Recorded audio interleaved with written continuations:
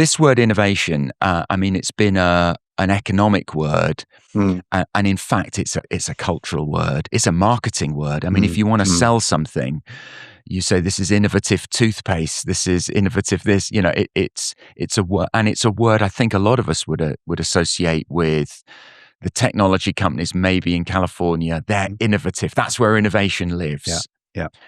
I think one of the I guess because of that, there's some people in the church who are thinking we don't want anything to do with it. Yeah. And others thinking, oh, we need more and more of that.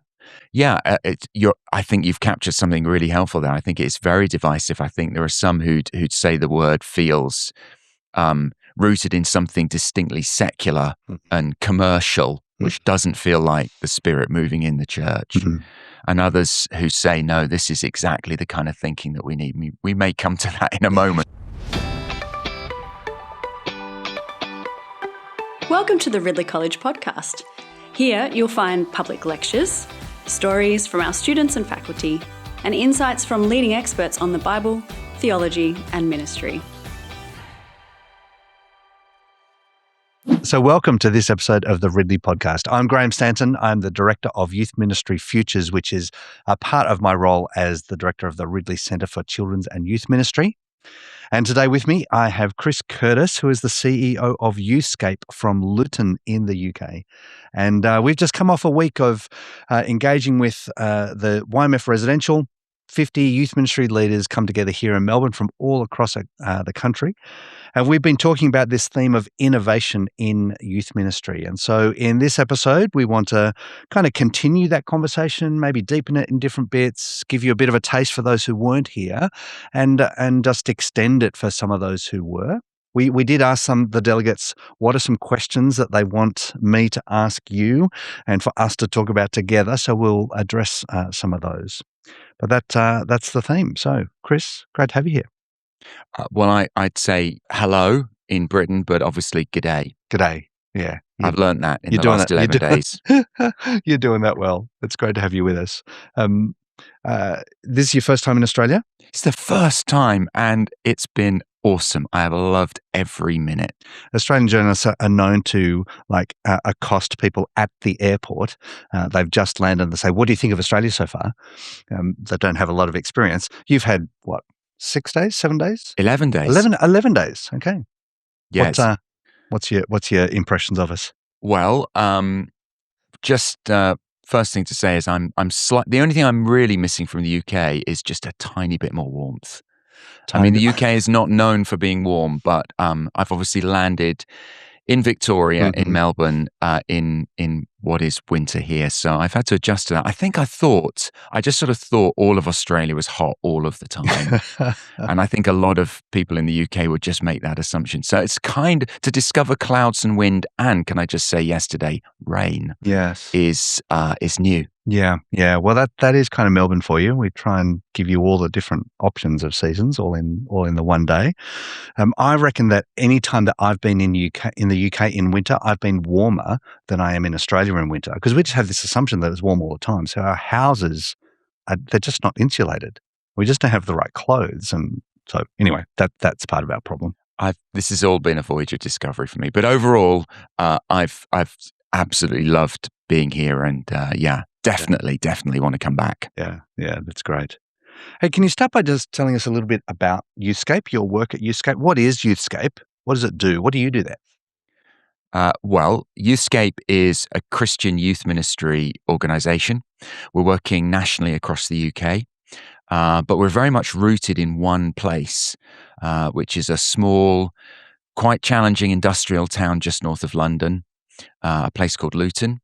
And that's where the work originated. So our day-to-day work includes working with young people in Luton.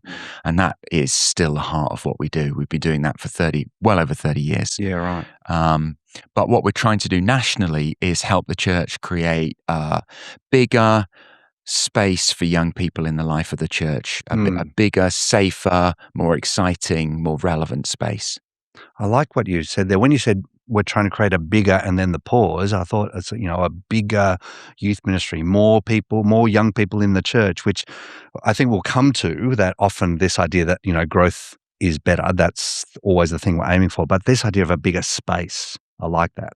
Yeah, and I part of what I mean by that is I want young people to occupy a bigger space in the church, because often we think about youth work as what we're doing for, or at its worst, at young people. But I think sometimes we forget what young people give to the church. They have so much to give us. So churches that are struggling to engage young people are not just missing the opportunity to share Christian faith with those young people, they're missing those young people from their life as a church. Yeah. And that's a big gap. Yeah. It reminds me actually of a time when the YMF team, we were just doing some planning and praying, and we were sitting over in the park just across the way here, praying together. But at the same time, it was like lunchtime for the local school, and they used the oval as their sort of playground. And it could hear all the noise and the squealing going on around us. And while we were praying, our colleague Bianca, she just said, "Oh, just stop for a moment. You've got to see what's going on behind you." And we look around, and there's this pile of boys that are just jumping on each other, and and having such, doing what adolescent boys do, right? And I just felt this overwhelming sadness, and the sadness wasn't that here's these young people who don't know Jesus. Like, I do have a sadness for young people who don't know Jesus, but in that moment, it was this sadness for the church that all of this life and energy, so often we're lacking because we haven't made that space. That these young people, part of the difficulty or the problem or the tragedy of youth ministry is that we miss so much of the life that young people bring. Oh, I couldn't agree more. And beyond just life, young people see things that we miss. They come from a different culture and generation. And so they come into the church, and things that we've grown accustomed to that we shouldn't have, habits that we've developed that we really need to kick but have become invisible to us, are wholly visible to them. So young people are brilliant at calling the church out, and in a really positive way, calling us into something different and deeper. Yeah. One thing I've really liked about watching Youthscape from afar, and one of the reasons that we worked really hard to be able to get you down here, is just this intersection between the actual face-to-face work with young people, and then the research around what's happening with young people, and then the tools and resources that are going to enable the kind of work with young people. Can you tell us a little bit about just how those connections evolved, or how it works for you guys? Well, yeah, that is how it works. Everything we're doing nationally, the programs, the events, the resources that we're offering the church nationally, sort of there's two deep wells of sort of support and insight and richness that sort of feed that work. The first, as you say, and as we've been talking about, is those of us that are developing those tools are working with young people. So we're not just locked in an office thinking about youth ministry. Youthscape is deeply embedded in Luton. We're working with thousands of young people a year in the church and beyond the church, and they're shaping our thinking in overt and covert ways. But then alongside that, we have an academic centre for research, the Youthscape Centre for Research, and that's a commitment to put research and really listening and understanding the context we find ourselves in deeply into what we then do. So everything we're offering, and we run big events for youth workers and volunteers, and events for young people, and we make resources for you for Friday night youth group. But all of that comes out of research and relationship. Yeah. Well, that's kind of why we wanted to get you here, and that's kind of what we've been talking about this week, hasn't it? We have. Yeah. So innovation in youth ministry has been the theme, and so let's just talk about innovation for a bit. Yeah. Here's the definition that you gave us in the week. Innovation is the spirit-led reimagining of mission and ministry in changing contexts while remaining rooted in the unchanging person of Jesus Christ. Great definition. Tell me what's important for you in that. Yeah, it's not snappy, is it? But it is what it is, and I think it's important. Well, look, can I just go back a bit further? Because I think this word innovation, it's been a an economic word. Mm. And in fact, it's a cultural word. It's a marketing word. I mean, if you want to sell something, you say this is innovative toothpaste. This is innovative. This, it's a word, and it's a word I think a lot of us would associate with the technology companies. Maybe in California, they're innovative. That's where innovation lives. Yeah. I think one of the, and I guess because of that, there's some people in the church who are thinking we don't want anything to do with it, and others thinking, oh, we need more and more of that. Yeah, I think you've captured something really helpful there. I think it's very divisive. I think there are some who'd say the word feels rooted in something distinctly secular and commercial, which doesn't feel like the Spirit moving in the church. And others who say, no, this is exactly the kind of thinking that we need. We may come to that in a moment. Sure. But I think the surprise for many people is to discover the word has existed in the English language for about 500 years. And its starting place, of all places, its starting place is the church. Yeah, right. The church in England in the 1500s draws out the word innovation, and it kind of means what it means today, but in a bad way. So in the 1500s, the church in England in the middle of the Reformation was battling what it saw as heresy around doctrine, but also practice, people innovating and changing their practice. And that's something the church condemned. So it actually set out to stop all innovation. And what it meant by that was, not only can you not believe different to what we say, the way you practice your faith, that also we're going to lock down, and you cannot innovate in that space. In fact, the Book of Common Prayer, which was published in 1549, is in some ways seen as an effort to lock down Christian spiritual practice. So if you were an innovator in the 1500s, you were trying to think differently about ministry, but you'd end up in prison. So then the word disappeared out the church. It jumped into the bigger world. It jumped into commerce. It jumped into all kinds of other places, and it landed in California. But it's interesting to reclaim it. So here we are in 2026. We're saying, yeah, thank you, Google. We'll have that word back.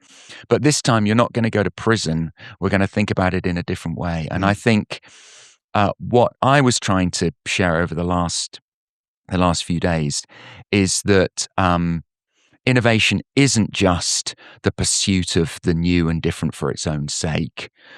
It's not subverting the fundamentals of our faith, but it's recognizing that if God is unchanging, he is unchanging, but he is not static. The Spirit is at work in the world, and God is wherever people are. God is at work, and so the challenge for the church, and this is the long way around, but we've landed back at that definition, is it's to figure out where God is already at work in new cultures and new contexts and be faithful to him there. So innovation in that term isn't heresy. It's a form of faithful following of Jesus. Yeah. And that I think for me was the great sort of light bulb moment of just this reframing. Innovation as mission faithfulness is kind of the phrase that I sort of landed on with this. I'd love to hear your thoughts on that. Does that actually capture it? But for me, it's that, God is unchanging, and the message of Jesus is, or the work of Jesus, what he did, unchanging. How that gets communicated in a world that is constantly shifting. And particularly around young people, perhaps shifting faster than, often the churches come to realize. So if we want to be bringing this same gospel truth, then there needs to be this innovation, this renewal of how we're going to do that in these different places. Right the way through Scripture, right the way through till today, to be a follower of Jesus means figuring out where he's going and leaving often where you are to go to that place. Abraham left his home out of faithfulness to God. It was to move, to go somewhere new, to go somewhere different was an act of faithfulness. And I think this is actually where youth ministry has been at the cutting edge of the church. So I think youth ministry, thinking and engaging with the most recent and changing part of culture, youth culture, I think we're attuned to figuring out, to at least asking the question, what is going on and where should God be in this space? Where is God in this space? And what does it mean to be a faithful communicator of the gospel in 2026? And to realize that so much of the way we do church is just the way we do church, and that there is a lot up for grabs. We hold on to it. You know, the church has not always been brilliant at having that adventurous spirit and wondering where the Spirit of God is and what that looks like. We've tended to hold on to things, but youth ministry, I think, can lead the church in that process. I think early on, we called youth ministry the R&D department of the church, and I really mean that. I think if you are leading a church today in Australia, you should be paying incredible attention to what's going on in youth ministry and in youth culture, because that's the front edge of what's coming into the wider adult church. So the youth work world is often wrestling with cultural context and cultural challenges that the rest of the church doesn't see yet, but it's coming down the line. Yeah. And that was a helpful reminder of the history of youth ministry is replete with these kinds of innovations that are trying to engage with where young people are at today. Yeah. Youth ministry is an amazing story of innovation. I mean, youth ministry itself, the idea that you work with a discrete age group is in itself an innovation in the church. That's not a presumption that you would have had in the 1500s. To go back to that era, you know, there was no sense that you cart children and young people. I mean, they didn't really even think of young people, children and then adults, but you didn't cart children off. So the idea that there was something to be done at that crucial moment of formation as children become young people and adults, the idea that there's something really important to happen there, that was an innovation, an insight. But then, yes, over the last 200 years, the church certainly and I'm talking about the UK context, maybe a little bit about the Australian context, but I don't want to presume too much, but certainly Sunday schools, uniformed organizations, coffee house and kind of teenage culture youth ministry in the 60s. Youth ministry has lent into what's happening all the way through and been at the front edge of that. And I think probably where those in youth ministry find themselves now is a sense that things are shifting again, and there's a question like, so what is the shape of youth ministry going forward? Yeah, and that's two things I want to pick up from there. One is that you say we're rescuing this word back from Google and the tech entrepreneurs and saying, no, actually, there's something deeply Christian in these ideas. We're rescuing this word, but we are giving it a different flavor, aren't we? Because it's not, we're all on about innovation because like new is better.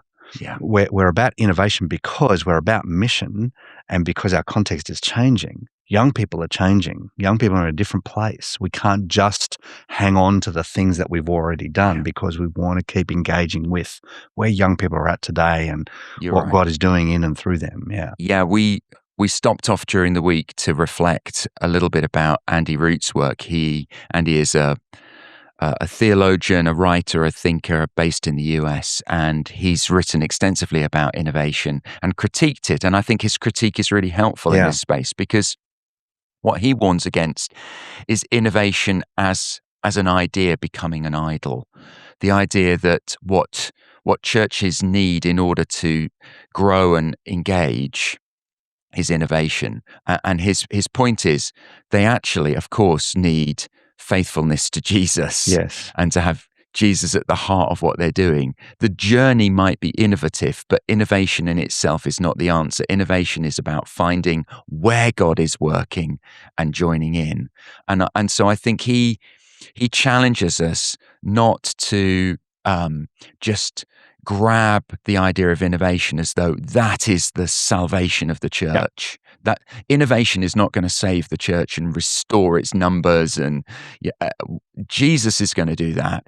What innovation does is it says, where is the Spirit at work in this changing? What is changing? Where is the Spirit at work?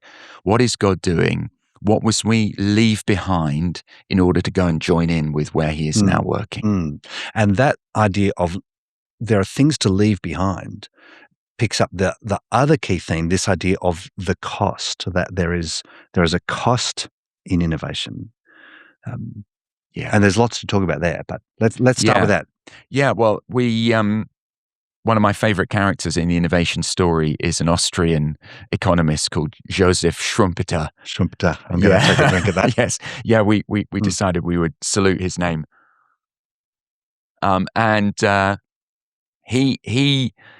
He really helped define an economic understanding of innovation, particularly in the 30s and 40s. He moved to Harvard and he wrote extensively about it. It's dense. You never want to read it, but one of the things that he really, I think, helped us think about is, first of all, that innovation is not just invention. It's not just coming up with something new. It's thinking often about reordering what you already have. And we made the sort of impossible to ignore example of that we referenced was the iPhone, which, when it was launched by Steve Jobs in this amazing event in 2007, the iPhone itself, all the technology already existed and in fact was in products in various places. What no one had done was imagine it all in one product. So Schumpeter gave us that, but here's back to where you pushed us. He also gave a kind of salutary warning, and he coined a term for us called creative destruction. And what he meant by that is there is always a cost to innovation, because you are leaving something behind and things stop, and that is painful. And so there are many stories of companies who have struggled because they've imploded in the process of innovation. But if the church is to change, it has to stop doing some things and leave some things behind. And that's what he meant by creative destruction. Yeah. And so that idea of, as we embrace change or move into change, acknowledge that there will be a cost.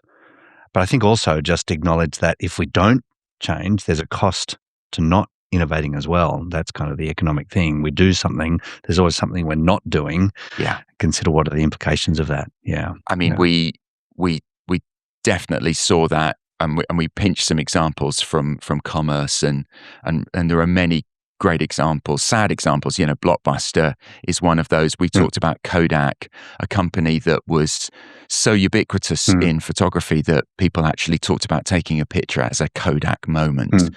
And they made and developed film. And as the transfer came to digital imagery, Kodak as a company struggled to leave that behind. And eventually in 2012, they went bust. Yeah. It doesn't exist anymore. Yeah. And there is, even though that's not a church example, there is a lesson there for the church that, what do we have to leave behind? What is the gospel that we're called to remain faithful to? That's actually quite small. Where we meet, when we meet, how we meet, there's a lot that isn't part of that. Yeah. And that at points the Spirit may say, no, I kind of need you to leave that behind now and come over here where I'm at work. Yeah. And so that's a question I want us to move into, the specifics of youth ministry. I want to hear more about your experience in the UK, what's shifting and where does the church need to change, and any insights for us here in Australia about what's shifting, where do we need to change, that kind of what's happening now for us. I want to sort of pivot and focus specifically on youth ministry and what's going on. Home territory. I love it. That's right. We had a bunch of questions that are posed to us along these lines.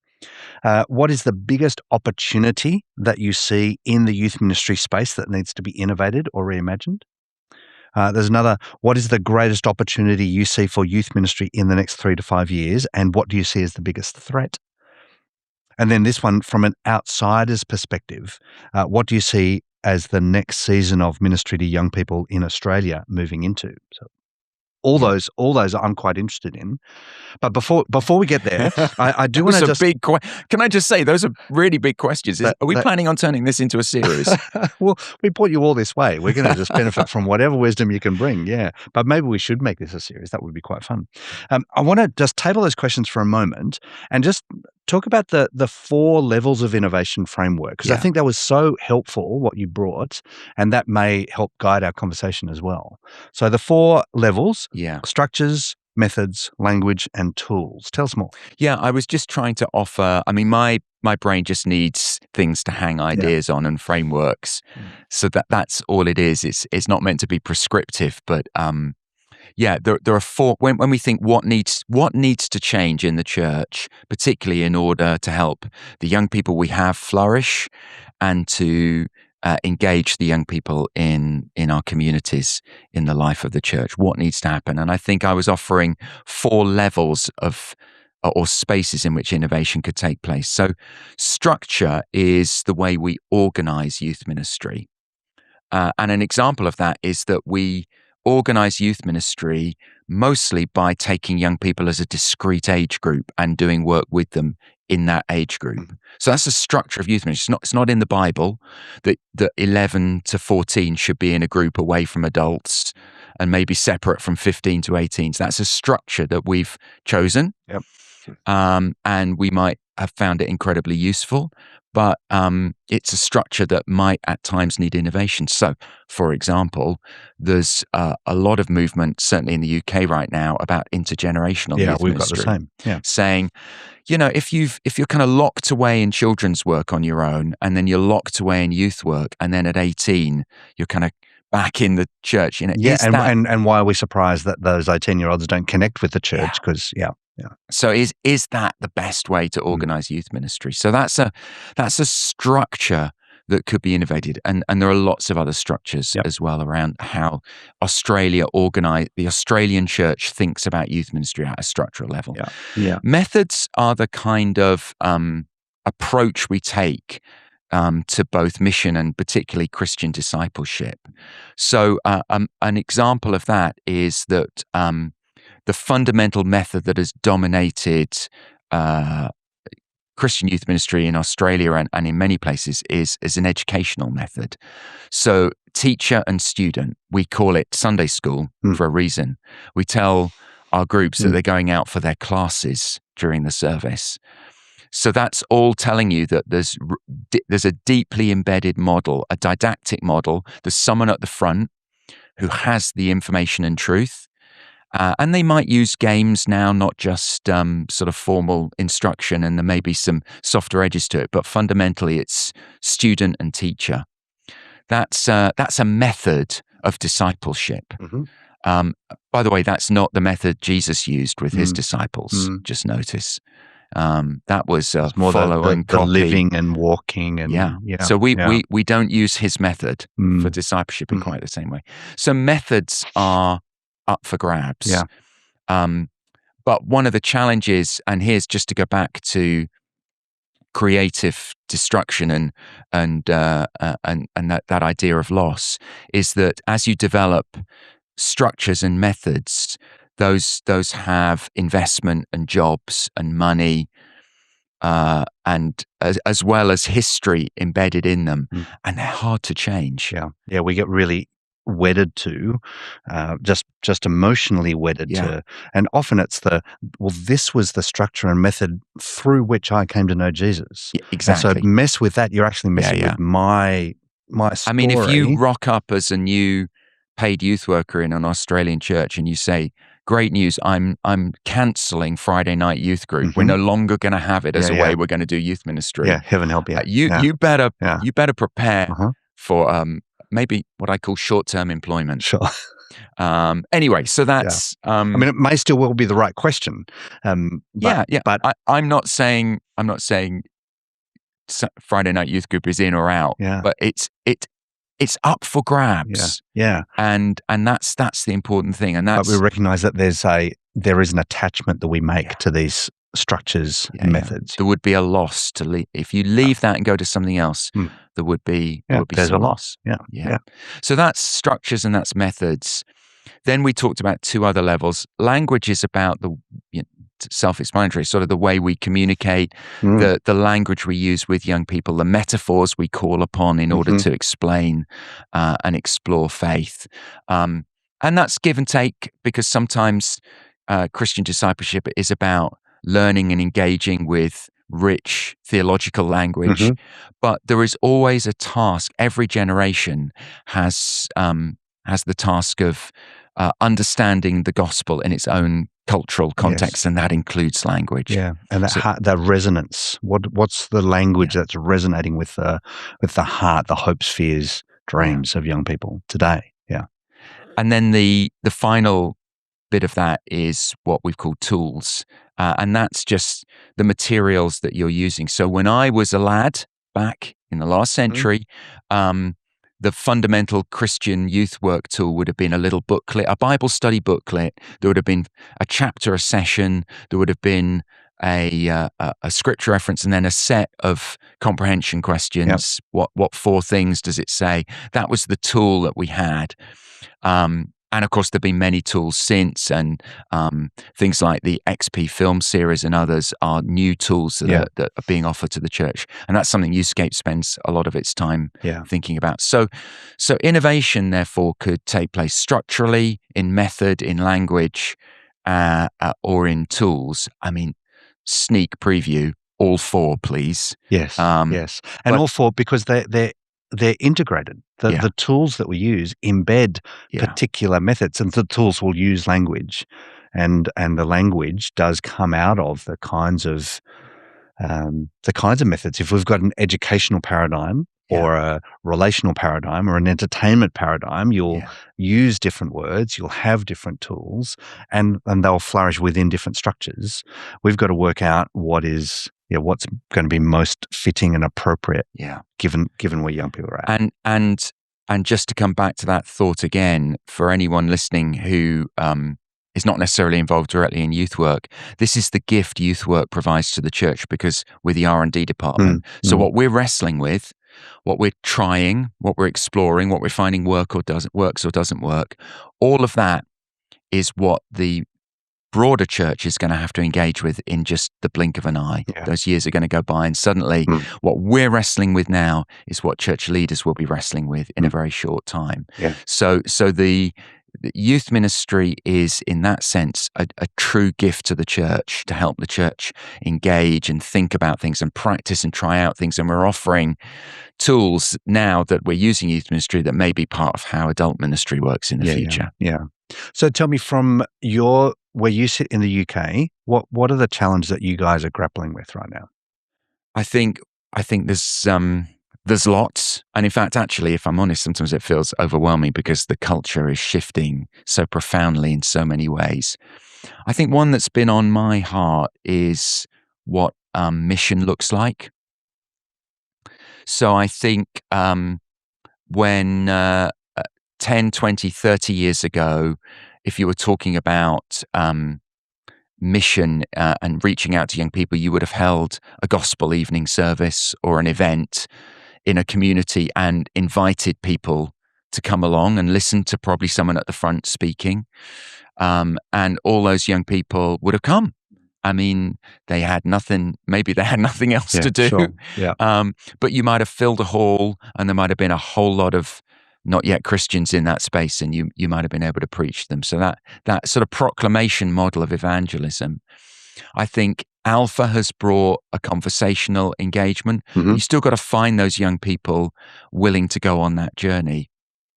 And I think even underneath that, and despite however many young people have engaged with Alpha, the truth is the church is engaging less and less with young people in its community. So I think in the UK, what we're asking is, what does missional work look like going forward? Where is the space we're going to encounter young people? I think for a while we thought maybe it's online. Maybe if we make evangelistic videos, young people will watch them and come to faith. I'm not entirely sure that's going to fix it. There's a different problem too, which is, I think, a real challenge to broaden discipleship for young people in the church to truly speak into the world as they're experiencing it. Yeah. So I think there's a real challenge to innovate what discipleship looks like and have a much bigger view.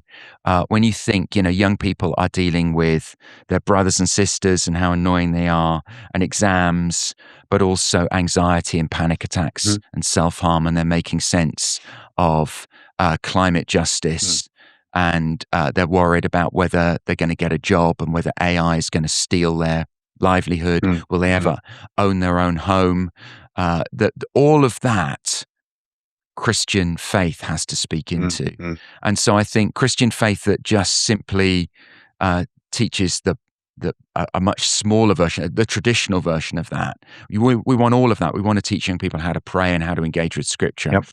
But if we're offering anything to young people as teenagers, as the church, I think it has to be a rich, deep conversation about what their faith looks like and feels like and is in this world. This world, the real world, the world that they inhabit. And you made the comment that if we focus on these are the sort of the core essential elements of Christian faith, and we're just going to keep doing that without speaking into all these other aspects of young people's life and experience, they're not going to assume, the church is being wisely silent.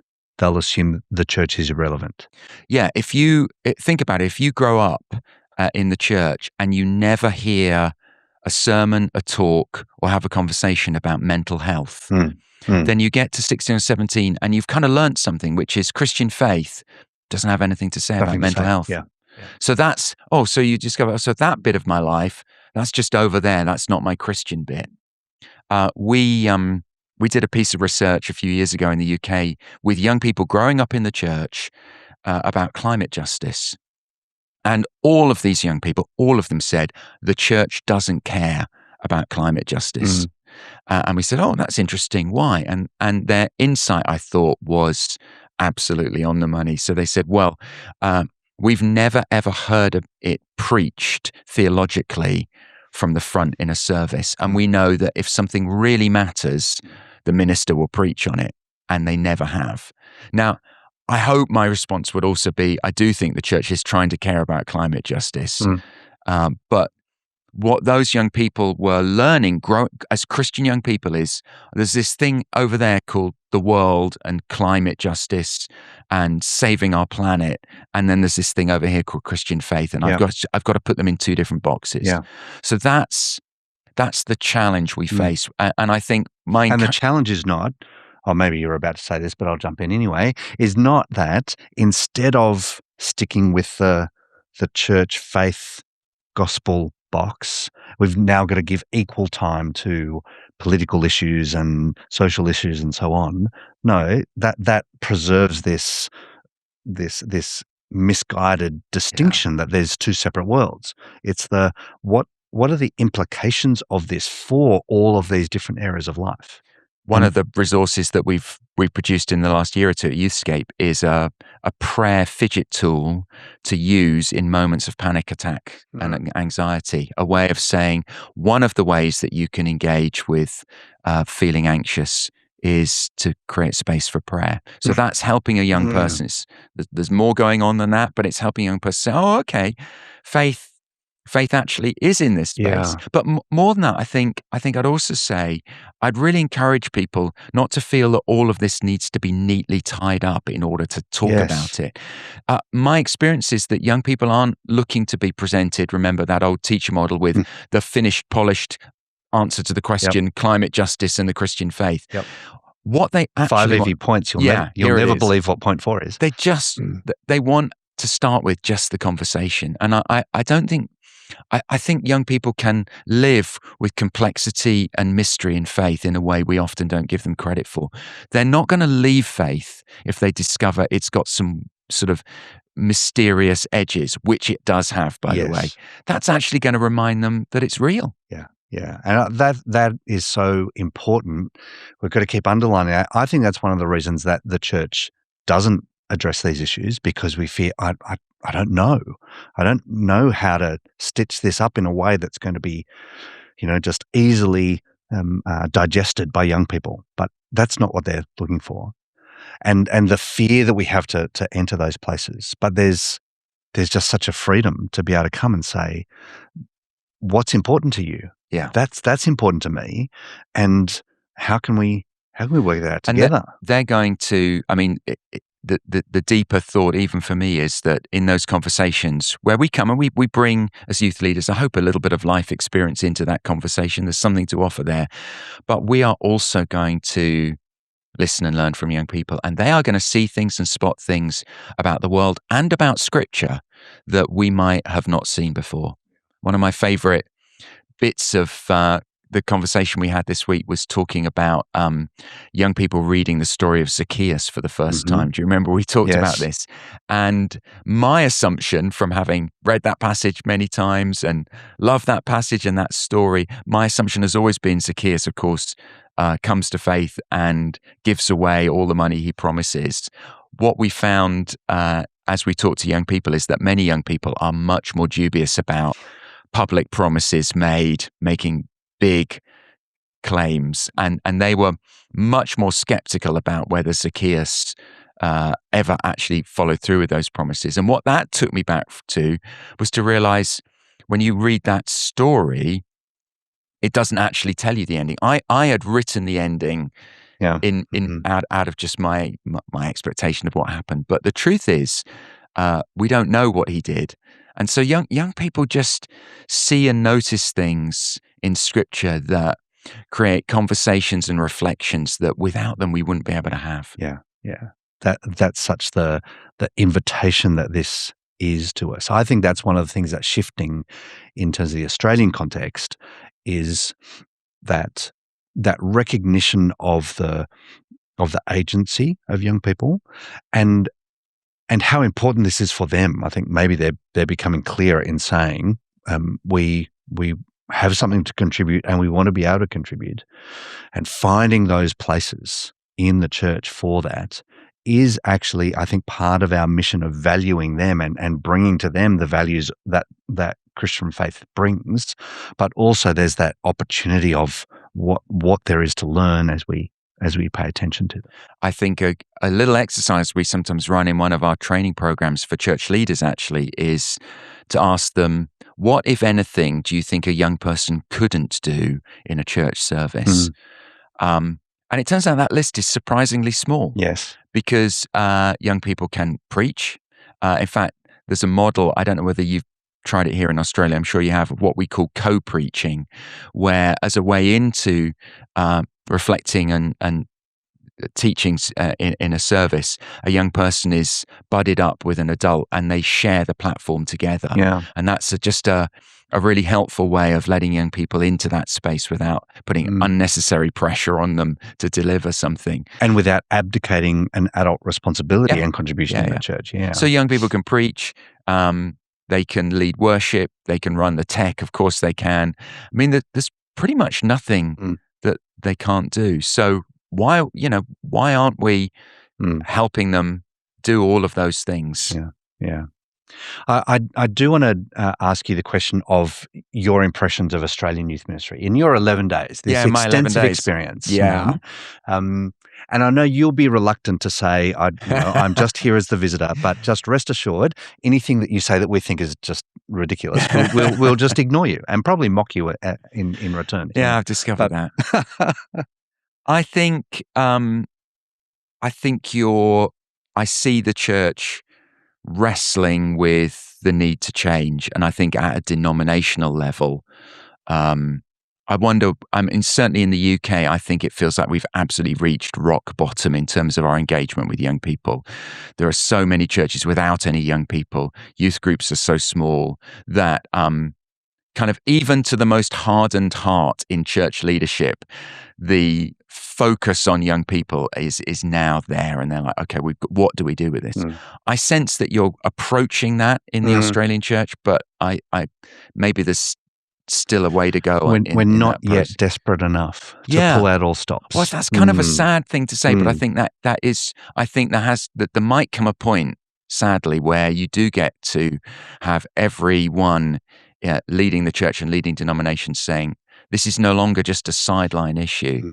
So I think that's got to be a consideration. I think youth ministry has to be at the very heart of how the Australian church thinks about how it's going to grow and flourish in the next 20 or 30 years. It's not just a feeder into what's going on. Within youth ministry are the tools, the structures, the methods, the resources that might help the church flourish. And help the whole church flourish. Yeah, exactly that. So I think that youth ministry has a gift to give. There is some a wonderful reinterpretation, a metaphorical interpretation of the parable of the Good Samaritan. It's an Augustinian sort of version where the beaten, blooded, bruised body on the road is actually the church. And it's a shadow of its former self, and it's broken and it's dysfunctional. And so what is going to restore and save it?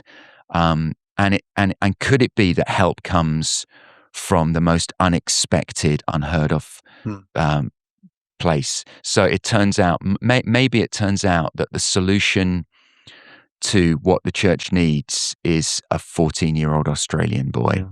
Maybe it's young people who are going to actually be the way the church finds itself healed and restored again. And so, I mean, I love that metaphor because I'm a youth worker. But, Sure. But I think that the church needs to engage and listen to youth ministry in a far deeper way than it has done so far. Yeah. And that, that metaphor, I think it does resonate with so many have those experiences of the 14-year-old boy, the 13-year-old girl who there is this depth of the work of the Spirit that is there, and we're revitalized by it. And may that be so all across our church. Young people are going to call us to apply our faith more radically to our world. They're going to ask us how faith applies to areas of life that we sort of ignore, like mental health. They're going to ask deep, beautiful questions about Scripture that we might have ignored or chosen to ignore. They have got a lot to give us. Yeah. It's been a great conversation. I think we could probably do this for another 4 hours. So, Chris, the World Cup, is it soccer or football? It's football, of course, even though I discovered the other day the word soccer is actually from England. It's an English word. But no, it's football. There you go. The Socceroos or England? Well, look, in some matches... Remember where you are. In some matches, the Socceroos, of course, until they play England. And then I'm afraid all bets are off. It's England. Fair enough. What's your hobby? I'm a obsessively keen runner and an obsessively keen gardener. Very good. What are you reading right now? I'm reading right now this is going to sound very uninspiring. I'm reading a detailed history of the CIA from 2000 to 2025. Excellent. What is the largest land animal that you think you could wrestle and win against? I know my limits. I haven't been trained in martial arts, unlike you, obviously. I'm just going to say a kookaburra because all that flapping and noise, it might just, I'd be all over the place. I wouldn't know what to do. I think it could have the better of me, even though it's just a small bird. I'm so terrified of birds. I would just run out of the room. Where we need to finish, where we finished at the residential this last week was with one of your heroes, St. Brendan. Tell us the story of St. Brendan. Well, I didn't know him personally because you're old, but not quite that old. Yeah. He lived in the 6th century in Ireland, but he's a hero to many of us at Youthscape. So Brendan was a monk who was living on the west coast of Ireland and was conflicted between, the busy but ultimately comfortable life of the monastery that he ended up leading, but this yearning sense as he looked out over the Atlantic to the sense that God was calling him to go, to leave what was familiar, to leave what was comfortable, and to go on a new journey. And in fact, what he felt God was calling him to do was to literally go into the Atlantic. And he ended up gathering 14, I was going to say mad monks, because the Atlantic for one day a year, the Atlantic's going to look inviting and, twinkling in the sun. The other 364 days, it's, a stormy, tempestuous sort of ocean stretching into the grey sort of middle distance. And so heading out from behind you, the comfort, the familiarity of where you've been into that space is a terrifying one. But it's ultimately a call he felt he could not ignore. And so he gathers these monks. They make boats, but I'm not even going to call them boats. They're actually coracles. They're made out of stretched skin and wood. So, just imagine what it might mean to set out on the Atlantic Ocean with that. And they go on this extraordinary journey. And in doing so, he is torn. Yeah, and in his writing, you can feel his sort of, shall I stay? The comfort? Do I really want to leave this? He talks about leaving with tears in his eyes, the imprints of his knees on the beach of the island, the island he loves, but nevertheless sensing that God is calling him. And his prayer is, help me journey beyond the familiar and break fresh ground with you. And we've used that, we've taken that by the way, he goes on, they travel for 7 years. They share the gospel and found Christian communities in Scotland and Iceland, and actually, unbelievably, make it all the way across the Atlantic to Newfoundland. A journey that was looked upon with suspicion and incredulity until a group in the 1970s recreated using the same materials that trip and made it across to Newfoundland. But many, many people in new places discover faith through Brendan's willingness to journey beyond the familiar and break fresh ground. And so we took that prayer and we made it the prayer for youth ministry in Australia, made it prayer for us as youth workers, the prayer for youth ministry in Australia, the prayer for the Australian church. Help us journey beyond the familiar and break fresh ground with you. Yeah. And it was a really moving conclusion to our time together, and such a powerful prayer. And so maybe that's the appropriate thing to do now. I found online just the extended version of this prayer attributed to St. Brendan. So let's conclude with this. And we pray this for you and your work back at home, and for us and for you wherever it is that you're listening. So God, help me to journey beyond the familiar and into the unknown. Give me the faith to leave old ways and break fresh ground with you. Christ of the mysteries, I trust you to be stronger than each storm within me. I will trust in the darkness and know that my times, even now, are in your hand. Tune my spirit to the music of heaven and somehow make my obedience count for you. Amen. That's beautiful, isn't it? Thanks for being with us, Chris. Oh, it's been great. Thank you. So for everyone who's enjoyed this podcast, then please subscribe, share it with your friends wherever podcasts are available. Thanks for being with us. Thank you for listening to the Ridley College podcast, brought to you by Ridley College. If you enjoyed this episode, please consider subscribing and liking our podcast. Also, be sure to check out our Ridley Chapel Sermons podcast through the link in our podcast description.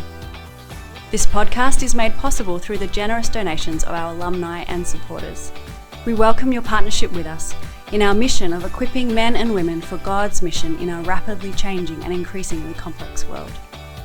If you'd like to contribute to our work, you can donate via the link in the description below.